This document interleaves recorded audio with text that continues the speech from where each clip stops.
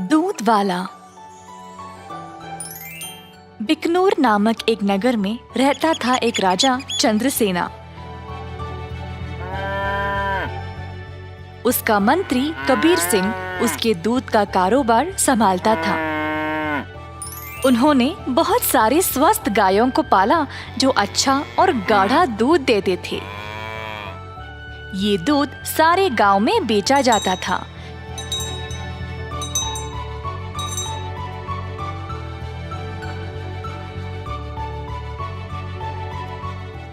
कबीर सिंह खुद सब कुछ संभालता था। कबीर सिंह की पीढ़ी भी महाराजा के लिए काम करते आ रहे थे और इस वजह से चंद्रसेना उसका बहुत आदर करते थे। कबीर सिंह ने भी राजा को कभी भी निराश नहीं किया। सारे गांव में उसका अच्छा नाम था। हर रोज कबीर सिंह खेत पर जाता था। उसने बहुत लोगों को काम पे रखा गायों की देखभाल के लिए, ताकि वे अच्छे से खाए और सेहतमंद रहे। गायों को घास चराने के लिए वह दिन में कम से कम 2 बार भेजता था।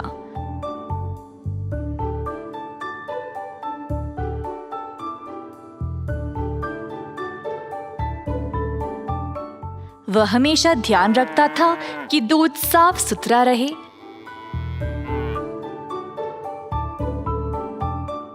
दूध निकालने के बाद वह 10 दूध वालों को देता था ताकि वह गांव में जाकर बेच दे।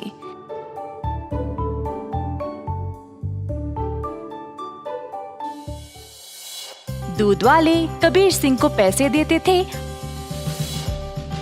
और कबीर जाकर चंद्रसेना को। चंद्रसेना ने देखा कि कैसे कबीर ईमानदारी से काम करता था और उस पे पूरा भरोसा रखा। महाराज कबीर के साथ अच्छा बर्ताव करते थे और कबीर राजा के बारे में भी अपने बहनों को बताया करता था। एक दिन जब कबीर घर वापस आया तो उसने अपने बहनों को बहुत गुस्से में और परेशानी में देखा। क्या बात है, तुम सब इतने गुस्से में क्यों हो? हम तीनों की उम्र हो गई है शादी के लिए, पर क्या फायदा, शादी के लिए पैसे ही नहीं है। कपड़े और गहनों को छोड़ो, हमारे पास खाने पीने के लिए पैसे काफी नहीं है। मैं तुम लोगों के लिए ही इतना मेहनत करता हूँ, अगर इससे भी खुश नहीं हो तो मेरी सारी मेहनत ही बेकार हो रही है। आप तो महाराजा के मंत्री हो ना, पर आप अपनी आमदनी किसी भी जरूरतमंद को दे देते हो। और आप दूध का कारोबार भी संभाल रहे हो ना अकेले, उसमें भी कोई मुनाफा नहीं मिल रहा है आपको। ऐसा क्यों? शायद हमारी कोई फिक्र नहीं है, इसीलिए। तीनों बहनें रोने लगी और कबीर को बहुत बुरा लगा। अब तुम सब मत रो, मुझे बर्दाश्त नहीं होता। अब बोलो मैं क्या करूं? मैं वही करूंगा। वैसे आपको ज्यादा कुछ करने की जरूरत नहीं, आप दूध का सारा कारोबार संभालते हो ना। अगर आप उसमें थोड़ा पानी मिलाकर बेचोगे तो आप ज्यादा बेच पाओगे। हाँ, और अधिक दूध से आप ज्यादा मुनाफा भी कमा सकते हो। पर ये तो धोखा हुआ, मैं राजा के साथ ऐसा नहीं कर सकता। कबीर सिंह ने ऐसा करने से मना कर दिया था, पर उसकी बहनों ने उसको भावुक करके जैसे तैसे उससे ये काम करवा ही दिया। कबीर सिंह अक्सर कमाए गए पैसे राजा को देता था और बाकी के पैसे अपनी बहनों को देने लगा। मुझे ऐसा करना नहीं पसंद, ये आखिरी बार है, इसके बाद मुझे ये सब करने के लिए नहीं बोलना। कबीर की बातें सुनकर बहनों ने उसको पैसे वापस किए और घर छोड़कर जाने का नाटक करने लगी। कबीर के पूछने पर तीनों ने धमकी दी कि वे घर छोड़कर चले जाएंगे। मजबूर होकर कबीर को उनकी बात माननी ही पड़ी। कमाए गए पैसे राजा को देकर अधिक पैसे अपनी बहनों को देने लगा। ये सिलसिला कई दिनों तक चलता रहा। कुछ ही समय में कबीर की बहनें नए नए साड़ियाँ और गहने खरीदने लगे और अच्छा खासा खाने भी लगे। उनकी जिंदगी ही बदल गई। घर पर बैठे बिना तीनों सज धज के बाहर घूमने लगे, सबके आगे दिखावा करने के लिए।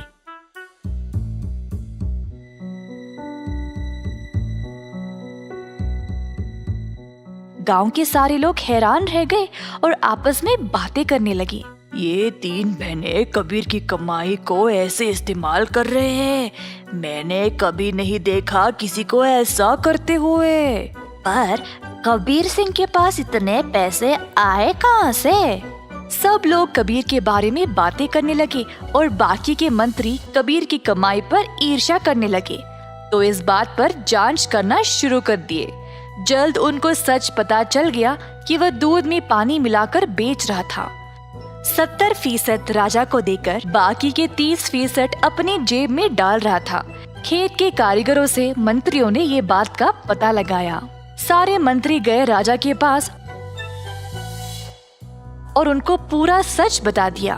अब क्योंकि राजा को कबीर से बहुत लगाव था, उनको इस बात पर यकीन ही नहीं हुआ, पर उनके पास और कोई रास्ता नहीं था सिवाय कबीर को दंड देने का।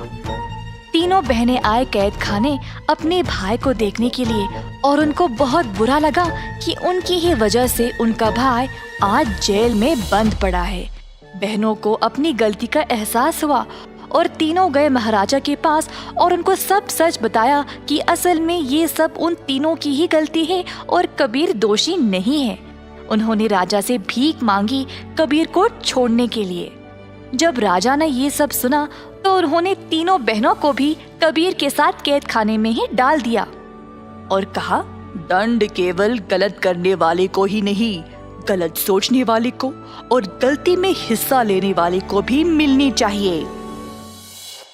एक बार एक गांव में कृष्णा नामक व्यक्ति रहता था। हर रोज वह दूध से घी बनाया करता था और अपने गांव के बाजार में बेचता था। यही थी उसकी रोजी रोटी कमाने का जरिया। अपने शुद्ध और मजेदार घी के लिए कृष्णा बहुत मशहूर था। घी ले लो, शुद्ध देसी गाय का घी ले लो, घी ले लो, घी ले लो। एक दिन एक मिठाई वाला सुंदर ने कृष्णा को बुलाया और 1 किलो घी के लिए मांगा। कृष्णा गया उसके पास। कृष्णा भाई, मुझे 1 किलो घी चाहिए।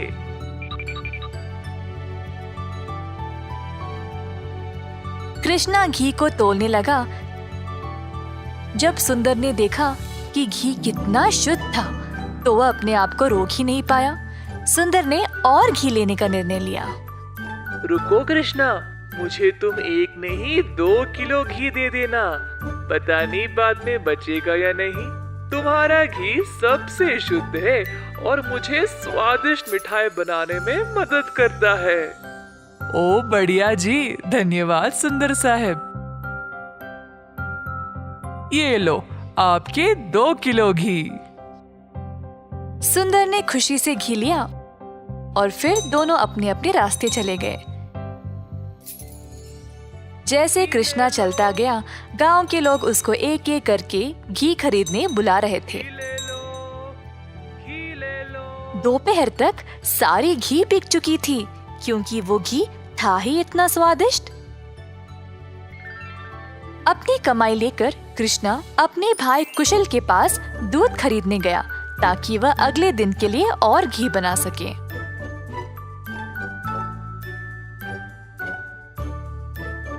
हर रोज कुशल देखता था कि उसका भाई बहुत घी बेचकर अच्छा पैसा कमा रहा था और उसका कारोबार दिन पे दिन और भी ज्यादा बढ़ने लगा। भाई, मुझे 5 लीटर दूध चाहिए घी बनाने के लिए। ओह, अभी तो मेरे पास नहीं है 5 लीटर। क्यों ना तुम शाम को आ जाओ, मैं तुम्हारे लिए बाजू में रखूंगा। कृष्णा के निकलने के बाद कुशल की पत्नी उसके लिए पानी लेके आई। देखा कमला, कृष्णा की तो किस्मत ही बदल रही है। दोपहर में ही इसने सारी घी बेच डाली और दूध के लिए वापस आया था। आप तो सारा दूध इनको ही दे देते हो ना, क्यों ना इस बार आप दूध में थोड़ा सा पानी मिला के दो, इस तरह हम भी ज्यादा पैसा कमा सकते हैं। कुशल ने अपनी पत्नी की बात मान ली और शाम को जब वह गाय से दूध निकालने गया तो उसने दूध में पानी डालकर कृष्णा के लिए बाजू में रखा। अब कुशल रोज यही करने लगा। धीरे धीरे वह पानी की मात्रा और भी बढ़ाने लगा। अब कृष्णा इस बात से अनजान समझ नहीं पाया कि उसकी घी की शुद्धता दिन पे दिन कम क्यों होती जा रही। इस वजह से उसके बहुत सारे ग्राहक भी कम होते गए। अब कृष्णा दूध की गुणवत्ता को जांचना चाहता था, तो उसने दही जमाया। जब दही जमा तो उसने ऊपर इतना सारा पानी देखा। शायद गाय की सेहत ठीक नहीं है, इसीलिए अच्छा दूध नहीं दे रही होगी। मैं कुशल को ये बात बोलता हूँ। जब कृष्णा कुशल के घर गया तो उसने अपने भाई और उसकी पत्नी को दूध में पानी मिलाते हुए देख लिया। अब उसको समझ आ गया कि उसकी घी की शुद्धता इतनी कम क्यों हो गई थी। ना जानते हुए कि वह क्या करे और बिना कुछ कहे कृष्णा वहां से निराश होकर चला गया। अब कृष्णा ने अपनी कमाई से 2 गाय खरीदे